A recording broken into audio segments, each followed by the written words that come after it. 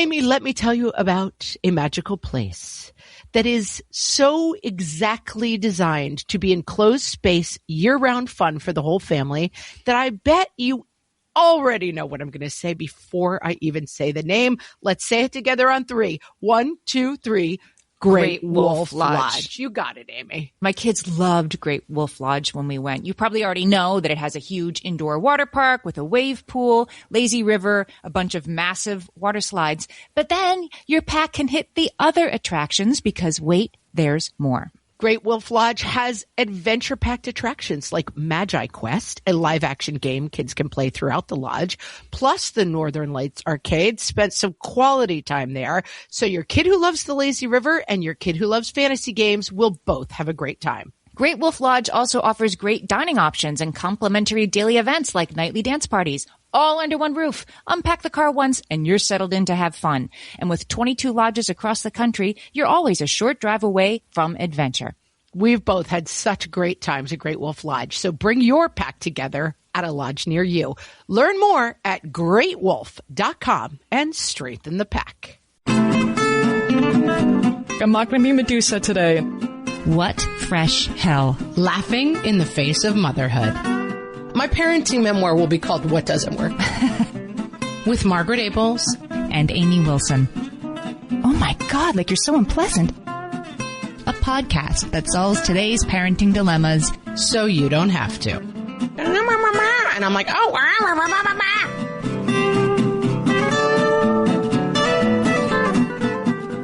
Hey everybody, welcome to What Fresh Hell, Laughing in the Face of Motherhood. This is Amy. And this is Margaret. And this week we are talking about the whining is killing us. This was suggested on Instagram by one of our listeners named Kate. So thanks for the suggestion, Kate, but we didn't need it. Right, Margaret? I mean, we love you, Kate. Thanks for reaching out. Thanks for doing your part. But yes, this was not like, I mean, it was one where we heard it. We were like, yeah, that's a thing we should talk about. And I mean, it annoys us. If we could totally never be annoyed by it, would it disappear as a problem? I'm not sure, but that it annoys us this much is probably enough of a problem. I do want to say right off the top, because it's my favorite thing, that whining fits into one of my favorite parenting categories, as you know, Amy. Whining is a biological imperative. Mm-hmm. Much like picky eating, much like many of the annoying things. Well, the picky eating thing, that's like if your 2-year-old won't eat anything at all except for grilled cheese, that's because like, you know, when we were cavemen, however many hundreds of thousands of years ago, if you ate a berry off the wrong bush, that toddler would die. So having picky eating as a toddler is part of a survival mechanism that is now being borne out in your kid never eating anything for dinner. So it's comforting somehow. And similarly, whining is a biological imperative in that, and I'm sure you have this in your studies, Amy, so I don't mean to spoiler alert this for everyone, but whining is also a biological imperative in that it is like it's nature's car alarm. Like it's like that high-pitched, annoying sound is designed to be so annoying so that you go to a child in distress. Yes. Biologically speaking, your child will survive if they can make a very annoying noise when something is wrong. Yes, there is a study. I've always got a study for you, Margaret. So, I mean, I did not doubt that you could back this up with a study, but whenever I see a biological imperative, we need a biological imperative alarm on the podcast. Yes. And then a study like, I don't know, like ding ding of delight. Some new sound effects may be coming your way. The biological imperative alarm and the study siren. So this one, Rosemarie Sokol Chang, I'm sure she's a mom. She is out of SUNY New Paltz, and she decided to test whether humans, parents and non-parents, but maybe differently, are hardwired to be more distracted and attuned to whining than to other distracting noises. I know how this is going to turn out, but I'm going to let you run us through it. Right. We all know it's going to turn out, but it's so delicious. I'm going to run through it anyway. So the volunteers were asked to try to complete a set of math problems while wearing headphones. I'm so glad I wasn't in this study. These are two things I hate, whining and math problems. And she had 6 different sound conditions that she created and put through the headphones while the volunteers were trying to do these math problems. And I should say before we start, the sound, if you were an English speaker, none of the sounds or language was in English. So it wasn't what they were saying that was distracting you. It was the quality of the sound, if that makes sense. Okay. So these are the 6 sounds. that you might get while you're trying to do these math problems, which is already enough of a problem. I'm already laughing, but go ahead. Yeah. Baby crying. Annoying. Toddler whining. More annoying. What this study called motherese. So please, that's not my pejorative term, but it means like, aren't you a cute little like that. Oh, super annoying. Okay. Super annoying. Neutral grown-up conversation. Neutral. They didn't have in here one-way conversation of somebody like yelling into a cell phone. That's pretty annoying too, but wasn't in the study, so we'll leave that aside. Yeah, okay. A table saw screeching at the loudest volume. Okay, that's very annoying. Or silence. Okay, silence always wins. Right. So the result was that the fewest problems were completed and the most mistakes were made when volunteers were trying to block out the sound of whining. It was worse than the table saw. So I think we should just say solved it. Yeah. When your child starts whining, turn on a table saw at top volume because you'll feel marginally better. And this proved true for parents and non-parents, for men and for women.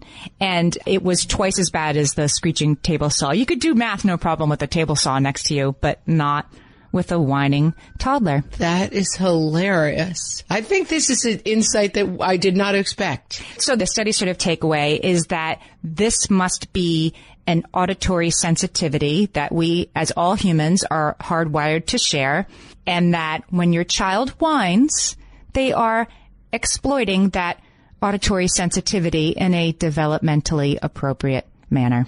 How comforting, Amy. How comforting. So it is a biological imperative, and they are exploiting auditory sensitivity. Haven't we just gotten right to the heart of the thing? yeah.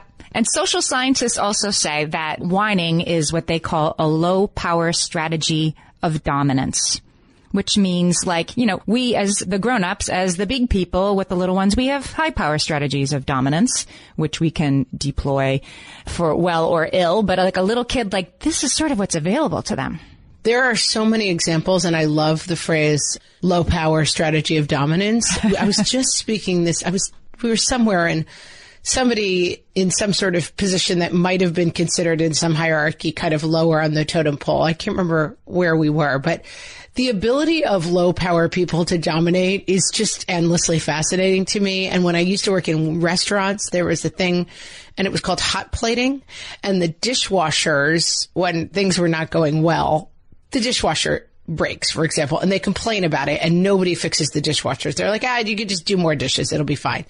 They start hot plating, which means when they hand you plates to the wait staff who does not have calloused hands, they hand them a stack of plates with a hot plate on the bottom, and you don't realize it's hot until you've taken like 4 steps away, and then you drop the entire thing of plates. And when 50 plates eventually break because the dishwashers keep hot plating the staff, this management eventually buys a new dishwasher. Mm-hmm. And that is another perfect example of low power dominance. It's like, you may not have a lot of power, but you're going to figure out a way to get what you want. Right. Love that topic. I could talk about that all day long. Examples of low power dominance. So they're hot plating us. Let's talk about the other reasons kids whine. I mean, they're obvious, but, you know, like illuminating, going through the list is helpful in some ways. I mean, kids whine because it works, because even if we ignore, and then we're like, oh my God, will you quit? They got what they wanted. They got our attention, even if it's negative, even if we're yelling, even if we snap at them, they got us to pay attention. Yep.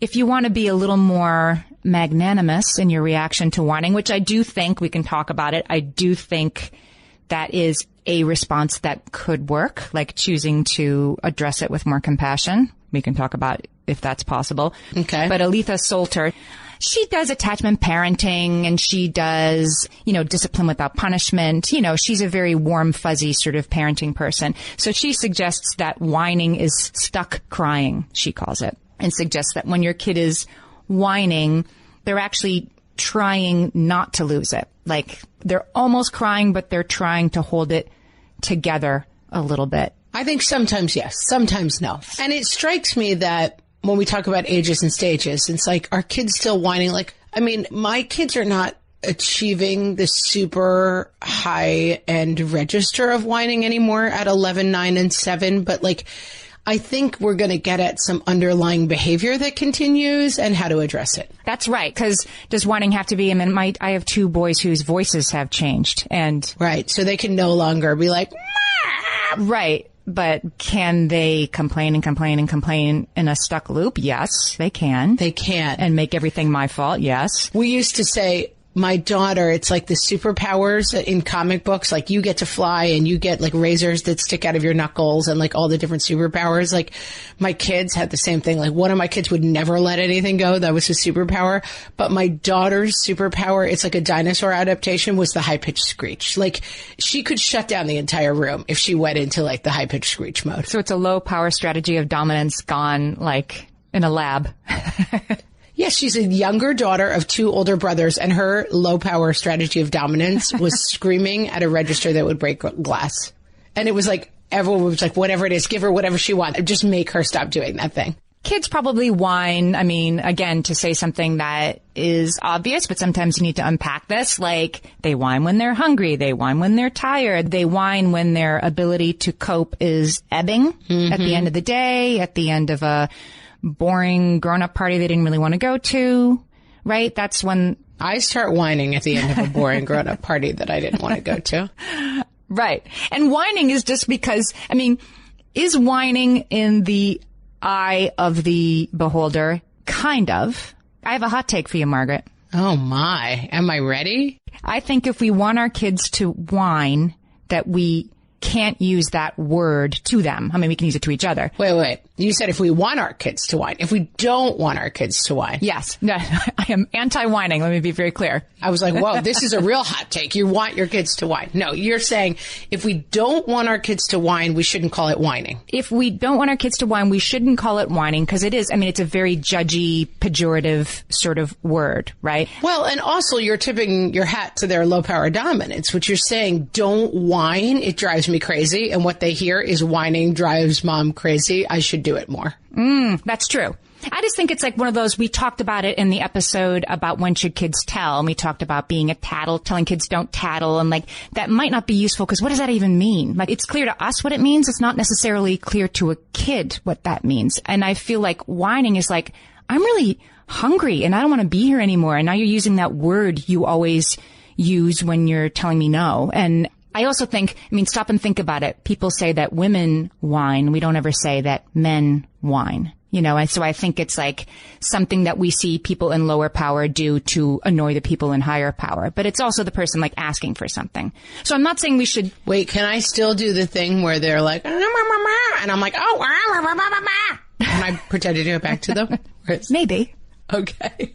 I think it depends on how high the stakes are. I think you can analyze it to a certain degree. And yes, like demonizing people's voices. There's a lot to all of this, but like right. Whining is super annoying. Like it's not annoying because we think low power voices are more annoying than high power. It's annoying because it's annoying. It's annoying because it's annoying and they're using the high pitch and the insistence and the this because that's what's available to them. So I guess what I mean is telling them to stop whining. It's like, now I'm yelling at you to stop whining. But the kid is like, yeah, but I was talking about how I'm thirsty. Like, why are we on this topic now? It's like if I was arguing with my spouse and he changed the subject, I'm like, why are we fighting about that? No, like, I'm still upset about the thing that I brought up. Stop telling me that you don't like how I'm telling it to you. Like, let's talk about the thing that I'm saying.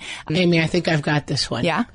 I think much like in our lying conversation, lying is a symptom. Sure, you're right. Whining is a symptom. And so that's why saying like, don't lie doesn't really help because like lying is a symptom. So like, don't whine. Whining is also a symptom. It's not a thing. It's like, oh, that whining's annoying. You must be hungry. Let me feed you. Oh, that whining's annoying. You must be tired. Let's put you to bed. Like, just understand that whining is not the thing to be attacked. The thing under the whining is the thing to be attacked. Right. And yet I'm sure there's some people listening, and I would have been one of them, like on like last Tuesday being like, yeah, and sometimes kids just whine and carry on, and it drives me nuts, and they do it when I'm driving and I can't take it anymore. So we're not saying, I don't think, that whining is just something to be tolerated and it's our problem. It's something that can be worked on. But I think there are productive ways to address it, and screaming you must stop whining right now are probably not the best ways. Yeah, I think that's probably not it. All right. All right, I'm with you all the way so far. All right, so when we come back, we'll talk about how we sometimes address it that is less productive, and then we'll talk about the better ways. For some of us, tax season is one of the only times that we look at our finances fully, and once it's over, well, that was terrible, and it is completely understandable not to want to think about it for another whole year. But using Monarch and being intentional with your finances in an ongoing way helps you see where your money is going and how you can put your refund to best use. We are here to tell you, simplify your finances with Monarch. Monarch is the all-in-one personal finance tool designed to make your life easier. It brings your entire financial life, budgeting, accounts and investments, net worth, and future planning together in one dashboard on your phone or laptop. Feel aware and in control of your finances this tax season and get 50% off your Monarch subscription with code FRESH. As you know, my husband and I are preparing to send, 3 kids off to college, and I cannot tell you how helpful Monarch has been in showing us our full financial picture, helping us to track our spending and reach important savings milestones. Our weekly meeting, Amy, it's now run by Monarch. Love it. Achieve your financial goals for good with Monarch, the all-in-one tool that makes money management simple. Use code FRESH at monarch.com for half off your first year. That's 50% off at monarch.com, code FRESH. At DSW, we ask the important questions, like, what shoes are you going to wear? Whether you're prepping for wedding season, festival season, or just planning the ultimate vacay, the right shoes can make or break an RSVP. So own the moment. You've got big plans, and we've got just the shoes. At the perfect price, of course. Get ready to get ready with Designer Shoe Warehouse. Head to your DSW store or DSW.com today and let us surprise you. Okay, we're back, Amy. What's so productive? I mean, you're going to solve this for us. Take us all the way. Well, I mean, I'll give you another what doesn't work. Okay. Always good to have that list going. My parenting memoir will be called What Doesn't Work. The how not to guide to everything. What doesn't work? That I feel like I'm really figuring out. When a kid is whining, we call this red brain sometimes, which is actually from Dr. Stuart Schenker and his excellent work about kids, which is when kids are in red brain, they're like in a tantrum on the floor, like kicking and screaming, whatever. That kid's in red brain. That's not the time to rationalize or da-da-da. It doesn't mean that you accommodate or even acquiesce. It just means that it's like, okay, I'm not fixing this kid's mental outlook in this moment. I'm going to get this kid out of the situation, like removed. That's when we're like sometimes we talk about the tangential stuff of like voice quality, blah, blah, blah, blah, blah. None of that matters when you're in aisle 3 of Target. Like, that's the thing. Like, you can listen to 20 podcasts about how to deal with your kids. Right. When your kid is in aisle 3 at Target having a full-blown meltdown, it's time to just shut everything down. Like, the plant, it's like that scene from like the movie, like the plant is about to blow. Like, just shut everything down. There is no time to be like, are we being gendered about the way we think about human voices? Like, no, shut the plant down. Right. Just like leave the full cart and get outside. So, so whining is sort of like, that's a level 4 if that's a level 10. And in that moment, it's just like, here's what doesn't work is what Wendy Mogul calls trying to reason with the Yetzer Hara. So she says, it's kind of like how everybody has an angel and a devil on their shoulders kind of thing. Right. This is she sort of looks at everything through the lens of Jewish wisdom and the Talmud and stuff. So there's the Yetzer Tov is like the good little part of you that always does what it's told and wants good things. And the Yetzer Hara is the little devil. So she says you don't talk to the Yetzer Hara. Like when it's coming out, like, why can I have candy? Like, you don't talk to it. You don't reason with it. Get behind me, Satan. Yeah. Right. It is to be contained. It isn't to be, she would say, you don't want to quash it, That's funny. That's making me laugh. You want to contain it. Don't talk to the Yetzer Hara. She says, be clear about what your kids are entitled to and stick to it. And this is in ages and stages. I have one of my children who I will attempt to not quantify, who is having a really bad time in the mornings right now. And it is the Yetzer Hara, like dancing a crazy evil jig for half an hour in our house every morning. And the containment often leads to just both of us screaming in each other's faces. Like, it's really off the tracks, you know? But that's a funny way to think of it. Like, that's not really your kid. That's the, like, morning devil. Yeah. And so your only job is to, like, stick some food in that thing's mouth and get it out the door. And, like, there are certain parameters. Occasionally the devil is like, you're terrible people for making me do that. And I'm like, no, that we're not doing. Like, we're not going to be rude and we're not going to be unpleasant. But we can be really grumpy. It's the Tasmanian devil. It's like Dr. Jekyll, Mr. Hyde. Like, Mr. Hyde just needs to get a backpack on, get some food in him, and get out the front door. Because what we hear from the school is everything's fine. So it's just this morning explosion is really just about, like, put the, like, cover over the fire and just shove it towards the door. How do your other kids react to this in the morning? Like, are they, like, upset by it, or are they sort of like, oh, yet a hurrah? No, they just completely ignore it. They're just, like, sitting eating their cereal while, like, the Tasmanian devil whirls through. Isn't that interesting? I always thought that was fascinating when my kids were little, that, like, one of them would be, I remember once my oldest was having a full-on meltdown about something, and the youngest was in the high chair, and she was like, Kong Kong Kai, and, like, she didn't, like, Yeah, doesn't care. that's happening right there. Interesting. He's really upset. Yeah. And I mean, we have talked about it. I do try to give voice to, like, this is not the way we behave. This is making breakfast unpleasant for everyone. I'm sorry that was so difficult for everyone. Like, I try to calmly give name to it so that it doesn't become the flip side of, like, them not reacting is, like, I don't want it to be like, we're like the denial family where it's like, let's just pretend something's not happening. I don't think that's the energy around it, but I try to be like, well, that was unpleasant. All right. But anyway, the Tasmanian devil has been packed off to school, and now we could all finish our cereal, you know? Yeah, in those moments, I mean, letting it bother you less is a tactic that I think is useful if that's available to you on that moment in that day. You know what I mean? Like, you do have to let this stuff bother you less. And I'm getting a little stuck with that with one of my kids right now. Like, oh my God, like, you're so unpleasant. Well, and also I will say then when I pick this kid up at school in the afternoon, I'll say, wow, what was that this morning? That was pretty bonkers. I'm so sorry. I was tired. Like, it's not, he realizes that he's having trouble controlling himself in the mornings, you know? And so it's just the mornings, like, it's a contained period. You know, it's interesting. I don't exactly know, but I do think that Yetza Hara thing is interesting. Like, that is just this person's, like, devil coming out. And if you try to fight the devil, you don't win. I used to, when my little guy was little, I used to tell him, and I mean, he was challenging at times, and I'd tell him he had, like, the angel and the devil on his shoulder. And I could get him sometimes to kind of arrest himself in the middle of really ramping up. And I'd be like, oh, shh, listen.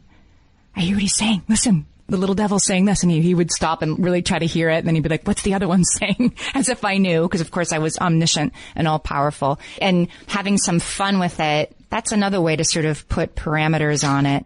I think having fun with it and also naming it in terms of, like, whether it's whining or it's like Tasmanian devil morning, I sometimes say, wow, the black clouds have really rolled in for you. You are in the storm. Let's just try to get you fed and out the door, because I'm not fighting the storm. Like, you are a tsunami of rage, and, like, and helping them see it as, like, oh, you are just in a mess with this whining. You are just deep in how upset you are about that toy. My mom was a therapist, and she used to say, like, the thing about if you're driving a car without an odometer, it's very hard to see how fast you're going. And the therapist's role is to stand at the side and help you gauge how fast you're going. And I was like, that makes sense to me. You know, like, it's hard to tell that you're out of control when you're behind the wheel because you don't feel the motion.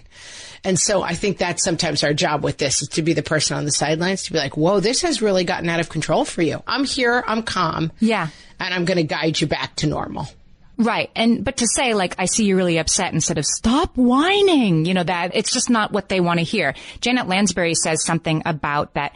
It's always important to acknowledge your kids' emotions. And then she puts a very interesting but on this. Like, she's like, acknowledging them, you know, doesn't mean accommodating them. It doesn't mean, oh, okay, we all have to stop. Yeah. Doesn't mean validating them. Right. Yeah. We're all going to go get ice cream because, you know, you want it. It doesn't mean validating. It doesn't mean, you know, like, okay, we have to do whatever you say. It just agreeing with them. It doesn't mean any of that. It just means, I hear you. You really want ice cream, but we can't get it right now. I actually just saw a hint on Instagram, and I wish I remembered who it was, but I just want to say it because I thought it was such a good tip. If you're in the Target in the checkout line and the kid is crying about really wanting fruit by the foot or whatever stupid thing is there. Fruit by the foot is a really stupid thing, by the way. I hope they don't want to advertise fruit by the foot. Hot take. There should be no more fruit by the foot. I mean, I wish it was fruit by the foot, right? It's some Sour Patch Gushers, gross. Goo. Yeah, goo by the foot. Anyway, in that moment when your kid is wanting to have something that you don't want them to have ever, you can say, we can't have that right now, but let's take a picture. And then we'll remember that, this is something that you want to have one day or something, distract and sort of acknowledge their feeling. We're going to take a picture of this thing that you really want. And then I'll, immediately delete it from my phone. But that kid in the moment, that can be enough to have them be like, oh, I've been hurt. My need has been remembered. And I think it's important that the kid doesn't even really want that thing. No. That's what's important to remember, because sometimes I'm like, oh, well, should you always be saying no, blah, but I have one guy who is like, we've given it a name. It's called the greedy grabbies. He can't go to Target well because he gets the greedy grabbies. And he wants everything. It ruins his day to go to Target because he's just like, I want all the things. He just sees everything he doesn't have, huh? Right. And he's into Nerf right now. And he was like, I want every Nerf gun in the world. And I'm like, who would you play Nerf guns with if you had every Nerf gun in the world? And he's like, well, I would have people over. And it's like, there's no end to his need. There's an expression in recovery circles, which is the God-shaped hole. And the idea is you have a hole that is your God-shaped hole and you're trying to fill it with alcohol or drugs or whatever. Fruit by the foot, whatever it is. My kid has a Nerf-shaped hole right now. He can't fill it. You know what I mean? It's or I guess he has a God-shaped hole that he's trying to fill with Nerf. In the shape of a Nerf gun. And it's you can't fill that hole with Nerf because it's not the right shape. But the point being that it's a symptom again.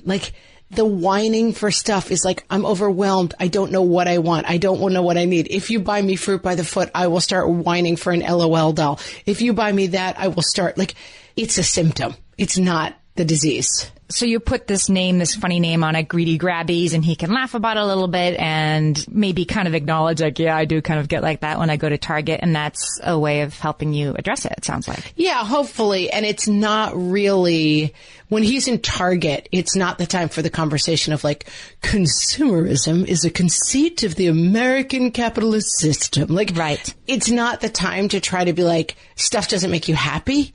That conversation has no role in the aisle at Target. And that conversation is a conversation that goes on throughout life and is not something you can really convey meaningfully to a 9-year-old. One of my relatives used to have sort of a thing with her daughter. Her daughter would throw tantrums and stuff, and she would say that's the Medusa in you. And it was kind of a joke they had. The little girl would be I'm not going to be Medusa today. And then, then sometimes she would and sometimes she wouldn't. So you use this greedy grabby thing, and it works because it puts a name on it. And Bonnie Harris, who's a parenting expert, suggests that you do just that. She says when your kid is whining, you wait until they stop whining. And then you say, oh, there's Sarah's voice. There's Madison's voice. What shall we name that other voice you use when you're really frustrated? What should we call that? Let the kid come up with it. And then when you hear that, you say, oh, that's the greedy grabby voice. Do you need to use that voice, or can you use the Madison voice to tell me what you want? And you can use examples of your own voices that you use. Your kid can probably help you come up with what those different voices might be and what they would be called. And then it just helps them name it and recognize it. Because again, when you say stop whining, that's just a mean word that mom uses whenever the kid wants something, right? If you help them understand, these are different ways that you communicate, and one is more effective than the other, that's helpful to your kid and of course helpful to you. And this, I'm going back, Amy, to the whiteboard. This is something that we have whiteboarded, the kind of more tantrumy, difficult morning stuff, the whining stuff, that I think sometimes it's good to gauge whether your kids can or cannot control certain behaviors. And one of the ways I do that is the whiteboard. So I'm here's 5 days. If you can go these 5 days without having a morning tantrum, on Saturday, you can choose the morning activity, whether that's the trampoline park or, having friends over for a Nerf war or whatever it is.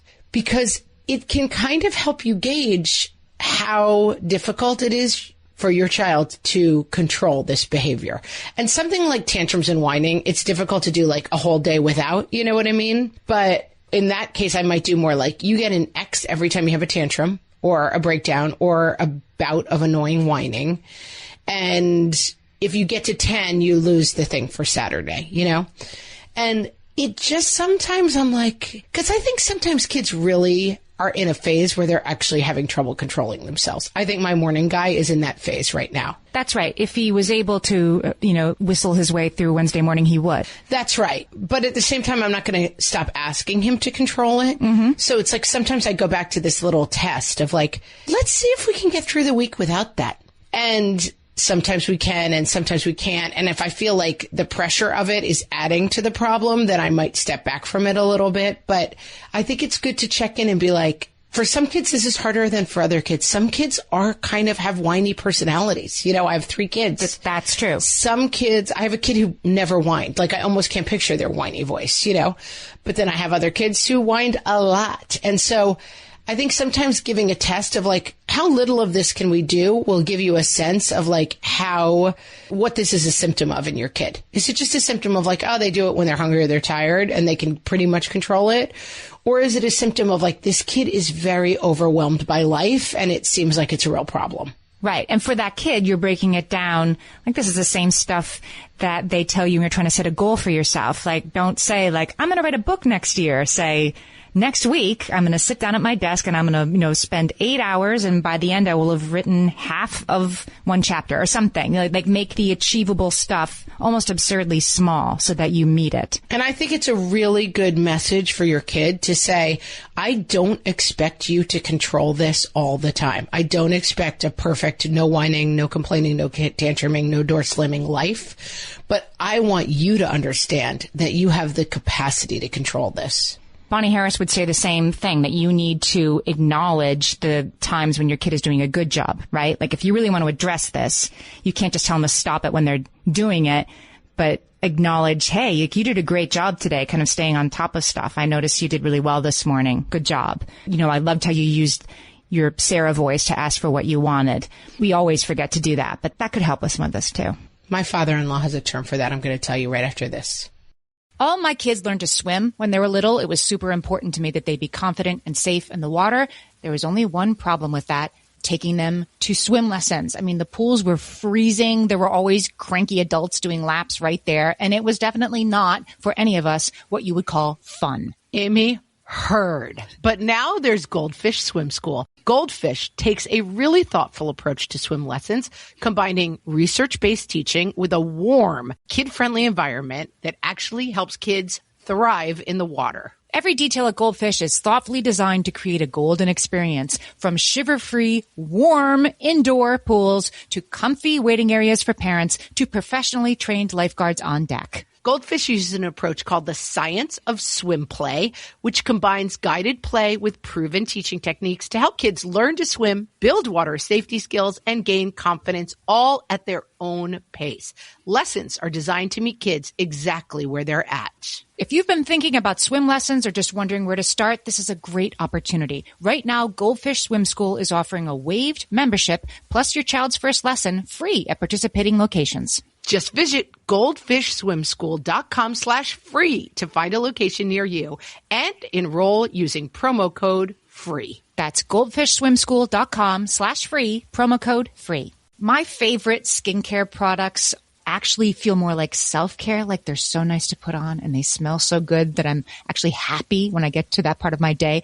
And I swear that is how I feel about Osea's anti-aging body balm. Amy, you are usually the lotions and potions queen on this podcast, but I have to say, hard agree. Osea's anti-aging body balm is a liquid silk body balm that combines the lasting hydration of a lotion with the firming power of a serum, leaving skin smoother and firmer. This body balm is clinically tested and designed to deliver visible results you can see and feel. So we've gotten to use this product for a couple of months now, and I swear I have really noticed firmer and smoother skin, like on the back of my hands. It's like getting a mini spa treatment from head to toe. Get a spring-worthy glow with clean, clinically tested skincare from Osea. And right now, we have a special discount just for our listeners. Get 10% off your first order site-wide with code FRESH at OseaMalibu.com. That's 10% off your first order with code FRESH at OSEAMalibu.com. And now, your guide to mom whining. From the What Fresh Hell podcast. The daylight savings time whine. Why is it so dark? I don't want to do ballet pickup. It's 4:52. It feels like midnight. The what's for dinner whine. I don't know what's for dinner. Can't you just have cereal again? Why is it so dark? The why did I sign up to be holiday class mom whine. Why did I sign up to be the holiday class mom? I'm not a creative person. I tried to think of something other than that handprint turkey thing, but the ideas on Pinterest all looked so scary and complicated. The I'm cold whine. There was no fall at all this year. Seriously, I went straight from complaining that I'm too hot right into complaining that I'm too cold with like no break at all. Can someone turn the heat up? I am freezing. The I can't stand the whining whine. Why do you keep whining? I gave you juice, then you whine for a cheese stick. I gave you a cheese stick, then you whine for something sweet. I gave you a cookie, now you're whining that you're bored. There is nothing that will stop the whining, is there? You will whine forever. This has been your guide to mom whining. From the What Fresh Hell podcast. My father-in-law is big on the attaboy, and we've talked about it before, that like, he talks about it kind of in like marriage and work and situations where it's like, it's easy to get in the mode of like, don't do this, don't do that, don't do this, stop whining, it's annoying, stop having a tantrum, you're annoying, da-da-da. And like, kids are annoying, and like, a lot of what they do is testing behavior to test you, but it is always good. Is it Wendy Mogul as the dog thing? Yes, it is. This is like, I mean, people have said on Facebook like how much this resonates with them. That when you're on a car trip with a dog, when you let the dog out at home and they're like running around in circles and jumping and barking and biting their tail and like being ridiculous, you're like, good boy. Oh, you did such a good job in the car. You're so excited to be home. And that when you let your kid out of the car and they go in and they like try to pour them juice and knock it all over, you're like, what is wrong with you? You know? And that like talking to our kids, like we talk to dogs, like where are the times where you're like, and I think not only just saying good job, which I think is important, and I try really hard to do that right now, to do that with my morning monster, like, wow, do you realize that we had a pleasant morning where you came down and talked nicely to everyone and got off to school? Like, that was great, you know? And I try not to tack on, which is difficult. Like, if you could do that every morning, our life would be... Yep. But just finding times to be like, to sort of delight. And sometimes with the whining and the complaining, it's like, I feel like whining too. That was a terrible day. Like we've had flights or whatever else stuff goes wrong. And everyone's like, this is so long and boring. And your tendency is to be like, stop whining. We all feel horrible. I'm not whining. Stop whining. But I think sometimes being like, I know I'm miserable. You're absolutely right. This is torture. I hate it. But when we get there, we'll be in Florida and we'll jump in Grandpa's pool and we'll have a great day. You know, whatever it is. Whining is in the ear of the beholder, right? Like we would never say, I really need to whine about something. Like we might say we're going to go on a rant or something. That's never a word we would use to describe our feelings or feelings. Our kids' feelings are whining. Like it's real what they're going through and it's real what we're going through. And it's okay to need to vent or complain once in a while. I mean, it's unrealistic to expect that nobody ever would. Yeah. And I think like in that you see it as a symptom, you also have to keep reframing it in terms of one of my kids is just, you know, has a little bit of that. How was your day? Terrible. Why? Someone was mean to me at lunch. Okay, but what else happened during the day? Okay, these 17 good things happened, but you had a terrible day because one person said something mean to you at lunch. Like, it's just a good thing. You don't want whining to become a way of life. And we all know adults who are whiners, you know, who are just like, yeah, how was your day? Oh, you know, this person, oh, the traffic was terrible getting here. It's like, right, the traffic is always terrible getting here, but like, here we are together. What fun. Yeah. Let's talk about what works for us, right? To sort of try to change our approaches to this, because I think there are a few things we can do. And you kind of already hit on this. I'm going to quote Erin Leba here. She's a therapist. And she says, when a kid whines, try to remind yourself that that whine is a request that's urgent on their part for either comfort or a resource. So it occurs to me when your kid's like, it was terrible, this kid did this at lunch. he was mean to me, that he wants comfort or she might want a resource, right? Like, what do I say? How do I handle this? That they are asking for help in those situations. And what they're not always asking for is perspective. And that's the problem that I sometimes have. That's true. They're not always asking for like, well, if you analyze your day, you will see there was much more good than bad. Like, that's not, again, right time, right place for like the big picture. Sometimes you don't. My husband tends to, he's a very grounded person and he's very rational and he's very calm. And I sometimes have to say to him, like, I'm not looking for the other side of this argument. I'm looking for you to beat the person up who did this to me. Metaphorically, he's not a beat up type of a person, but like, you know what I mean? Like, I'm looking for you to be like, that person was terrible to you and they should feel really bad and I hate them. Like, and sometimes I have to tell him, like, I'm not really looking for you to advocate for their point of view and how I might have been wrong. And I have to remember that for my kids too sometimes. Like, they're not always like, well, sometimes there are annoying people in the world. We all have to deal with that, darling. Like, sometimes it's just like, I am so sorry that happened to you. What an annoying thing. I'm really sorry that person was so mean. Why would they say something like that? Like, sometimes they want you to just be on their side. Last night I came in and my youngest was very upset about some homework she really was not getting and just very, very, very, very upset. And I, for once, did it right. I acknowledged and stopped, right? I said, oh, I can see how upset you are. Wow. Good job, Amy. Good job. Yeah. And guess what? It all ended and worked out, a lot more quickly. And then we moved on to how can I help you? Should I help you with the homework or should I, help you explain to the teacher that you just didn't get it? What's the best way to approach this? But first acknowledged and then stop. And you can see when you really do that, they look at you almost kind of confused. Like they stop for a second. Like, wait, aren't you going to tell me, oh, come on, or stop whining? Or, they don't expect you to respond with simple acknowledgement and then silence. It's confusing to them and it arrests the upset. I recommend it.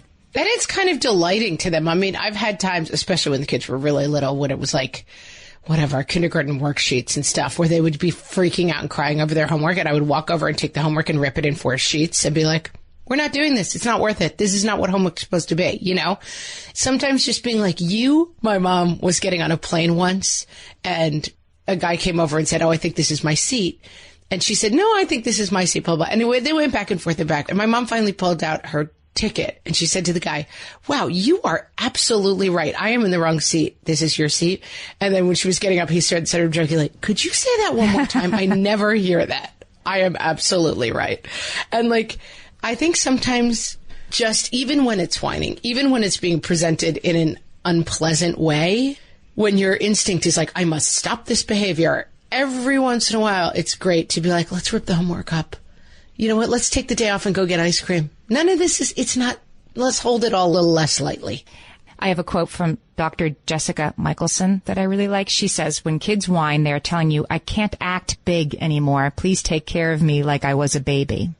I kind of like that. Aw, that is really sweet. Yeah. And when you're, trying tween is really whining about something and working your last nerve, it's okay to be annoyed, but it's also important to remember they are asking you for help. And if your baby was crying, you would attend to them. You wouldn't tell your baby to shut up from, across the room. And we definitely understand that, like, if every time your kid whines, you're like, rip it all up, we're going for ice cream, you're going to raise a horrible human being. Like, but if every time they whine, you're like, that is unacceptable in this house, you're just setting yourself up. You're not getting at what's underneath that symptom.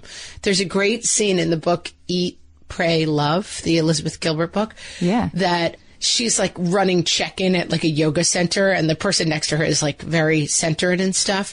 And the people are coming up and being like, I had a reservation and this isn't correct. And she's like, these people are so annoying. I hate them all. Like they're all like rich, horrible monsters and I hate them. And the lady next to her is like, it's so hard for them to let go of their fear, isn't it? Like enter into this process. And it's just like, having a different perspective on what you're hearing from other people, you cannot do this 100 million hours a day. You know what I mean? You can't do this all the time.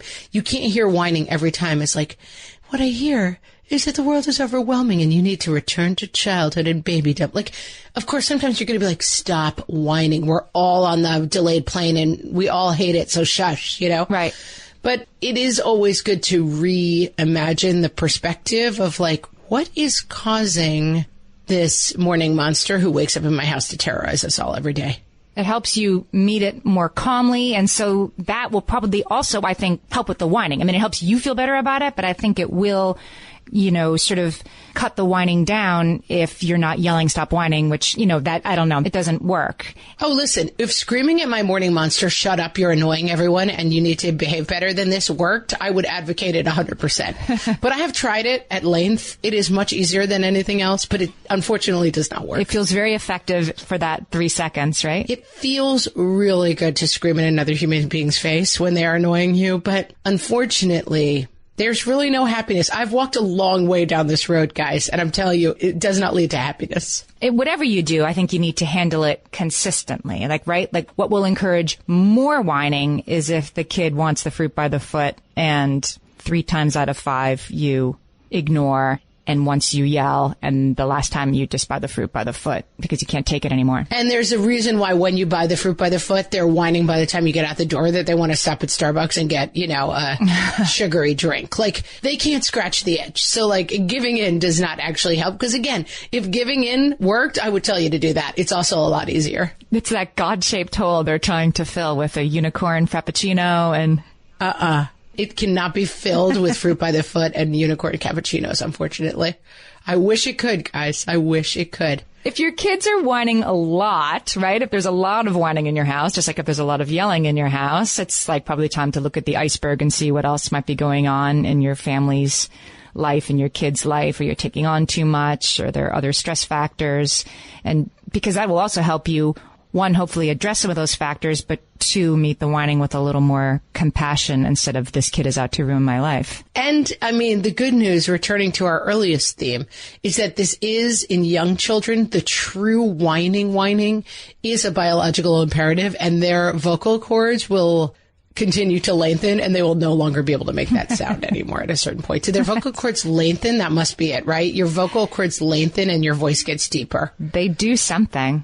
Yes. Yeah, but they still will be in a low power. What is it called, Amy? It was a low power strategy of dominance. Right. The low power strategy of dominance continues through all ages and stages. Yes. They might have more cards in the deck, in their hand once they get to be teenagers. And as a 3-year-old, that's sort of all they have. So. Right. Like my 7-year-old just rolled her eyes at me for the first time. And I was like, oh, here comes the next low power strategy of dominance. Yes. The dismissive eye roll. Yes. But I would argue that whining, eye-rolling, morning tsunami of rage, teenagers being like, duh, mom. These are all in the basket of low-power strategies of dominance. Yes, and they're normal. And if you can, this is physician, heal thyself. If you can be more non-reactive for your own emotional health to the low-power strategies of dominance, then you're going to be better off. They're low power. You're picture yourself holding them at arm's length, right? While they're windmill punching, it's fine. You're the grown up. They're the little one. And to go back to my hot plating, you can go in and scream at the dishwashers, don't do this anymore, but they will say, we're not doing anything. We don't know what you're talking about. A lot of the plates are hot. You can go in and scream at them that this low power dominance has to stop. But fundamentally, at a certain point, they're going to get you to fix the dishwasher. So maybe just fix the dishwasher earlier on. Can I give you a quote from Bonnie Harris? You may. To just wrap this up. She's got the goods here, I think. Whining, she says, is as developmentally appropriate and normal in a toddler's life as discovering the pleasure of saying no. Don't think about teaching your child not to do it. Do think about ways you can help yourself deal with it calmly and perhaps shorten its duration. Boom, people. Solved it. We did it. We did all those things. We did all those things. We have solved this one. You're going to keep going back to one on this one, guys. But come on. We solved it. We solved it. What is going on, guys, at your house with whining? We want to know how you're handling it. And we want you to come to our Facebook page, facebook.com/whatfreshhellcast, and tell us what is happening with whining. You can also find us on Instagram at whatfreshhellcast, and you can find us on Twitter at WFH Podcast. And if you want links to the study about the table saw, you do, and Bonnie Harris and all these good things that we quoted today, I'll put them all up on our website, whatfreshhellpodcast.com. I feel like as a gift to our listeners, we should include a sound of a table saw here for 1 minute. So Amy, just pause. Okay, guys, you can listen to that instead of whining if you need to. Because that's not whining. That's annoying, not annoying at all compared to the whining. No, that's less annoying than whining. So if your kids are whining, just drown them out with that little soundbite. And with that, that's it for this week. We'll talk to you next time. Talk to you next time, guys. Bye. This is a Monday.com ad. The same Monday.com designed for every team. The same Monday.com with built-in AI, scaling your work from day one. The same Monday.com with an easy and intuitive setup. Go to Monday.com and try it for free.